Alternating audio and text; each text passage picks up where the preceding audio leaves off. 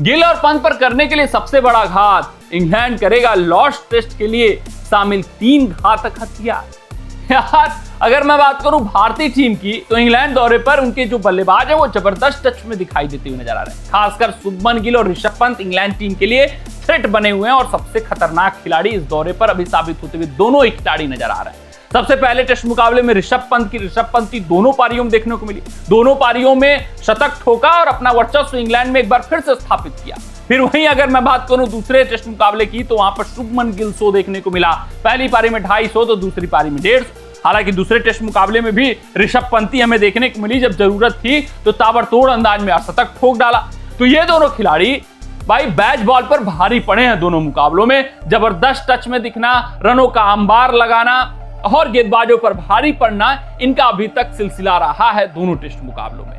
तो भाई ये समझ चुके हैं इंग्लैंड टीम की इन बल्लेबाजों को आउट करना मुश्किल है। खासकर बैच बॉल का समीकरण बनाकर ऋषभ पंत और शुभमन गिल पर भारी पड़ना ये नामुमकिन सा नजर आ रहा है, क्योंकि पहले टेस्ट मुकाबले में भी लगभग इंग्लैंड मुकाबला हार रही थी, लेकिन कुछ गलतियां भारतीय फील्डरों ने कर दिया, जिसके कारण वो मुकाबला हार गए। दूसरे टेस्ट मुकाबले में उन गलतियों को सुधारा गया तो वो ऐतिहासिक जीत अर्जित कर पाया, एजबेस्टन का किला फतह कर दिया। तो अब तीसरे टेस्ट मुकाबले में बैच बॉल की समाप्ति करने वाली है इंग्लैंड टीम। 3 घातक हथियार का प्रयोग करने वाली है। वो कौन से 3 घातक हथियार हैं, आइए आपको समझाते हैं कैसे वो गिल और पंत पर भारी पड़ सकते हैं। अगर मैं बात करूं सबसे पहले और सबसे बड़े हथियार की, जिसकी चर्चा दूसरे टेस्ट मुकाबले से ही शुरू हो चुकी थी, वो जोफ्रा आर्चर थे।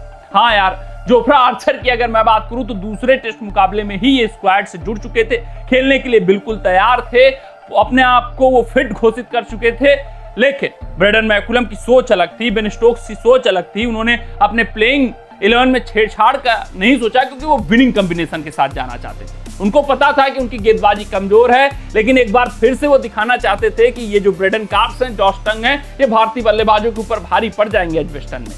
लेकिन ऐसा कुछ हो नहीं पाया और भारतीय बल्लेबाज उन पर भारी पड़ गए। गिल और पंत को आउट कर पाना उनके लिए मुश्किल हो गया और भारतीय टीम ऐतिहासिक जीत दर्ज कर पाई।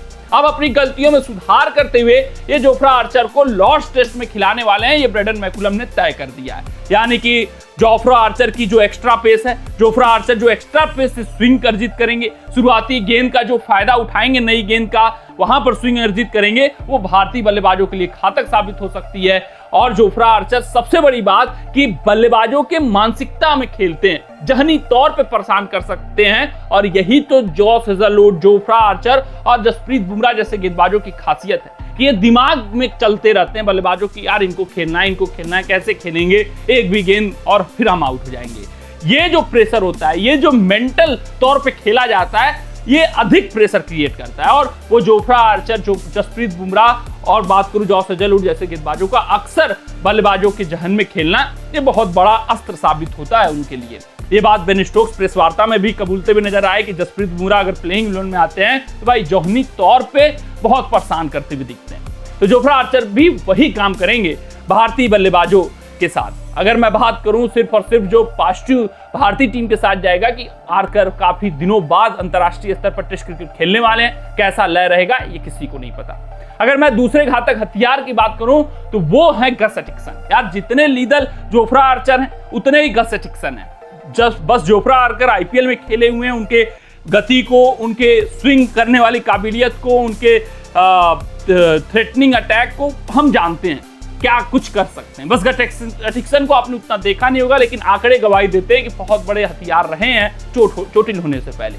12 मुकाबले 52 विकेट 22 का औसत बताता है कि बहुत जबरदस्त गेंदबाजी कर चुके हैं इंग्लैंड के लिए। चोटिल हुए, उसके बाद बाहर गए, अब फिर से वापसी करते हुए दिख रहे हैं। सिर्फ और सिर्फ यही पॉजिटिव है इनके साथ भी कि भाई काफी दिनों बाद वापसी करते हुए गस एटिक्सन भी दिखेंगे। कैसा खेलेंगे, कैसी गेंदबाजी करेंगे, कैसे लय में रहेंगे, ये किसी को नहीं पता। अगर मैं बात करूं तीसरे खूंखार हथियार की, तो वो लॉर्ड्स की पिच होने वाली है। यार 2 मुकाबलों में उन्होंने देख लिया बैच बॉल नहीं चला, अब ये पुराने ढर्रे पर इंग्लिश कंडीशन के तहत भारतीय टीम को पस्त करने का प्रयास करने वाले। ये इनके लिए खुद घातक हो सकता है, क्योंकि इनके बल्लेबाज खुद ही जहनी तौर, टेक्निक तौर पे उतने सक्षम खिलाड़ी नहीं माने जाते हैं स्विंगिंग कंडीशन के। लेकिन यहाँ पर जोफ्रा आर्चर, गस एटिक्सन जैसे गेंदबाज इनकी प्लेइंग 11 में आ रहे हैं, तो ये सोच रहे हैं कि हम प्लेइंग कंडीशन को अगर स्विंग के तौर पे प्रयोग करें, उसके अलावा अगर हम बात करें इसमें थोड़ा सा एक्स्ट्रा पेस रखें तो फिर इंग्लैंड भारतीय बल्लेबाजों को परेशान कर सकते हैं। गिल और ऋषभ पंत का विकेट सस्ते में निकाल सकते हैं। हाँ, विकेट निकलेंगे, उतना हाई स्कोर नहीं रहेगा, लेकिन आपके भी बल्लेबाज भी परेशान होंगे, ये भी तय है। तो ग्रीन पिच, लॉर्ड्स का जो रहता है, गेंदबाजों की मुफीद पिच, गस एटिक्सन, जोफ्रा आर्चर, ये 3 हथियार हैं जिसका प्रयोग ये भारतीय टीम के खिलाफ लॉर्ड्स टेस्ट में करने वाले हैं। देखना दिलचस्प रहेगा कि कौन यहां पर बाजी मारता है। असली परीक्षा हर एक बल्लेबाजों की इसी पिच पर होने वाली है। मिलते हैं आपसे अगले रिपोर्ट में, तब तक अपना ध्यान दें, सुरक्षित रहें, स्वस्थ रहें, मस्त रहें। जय हिंद, जय भारत।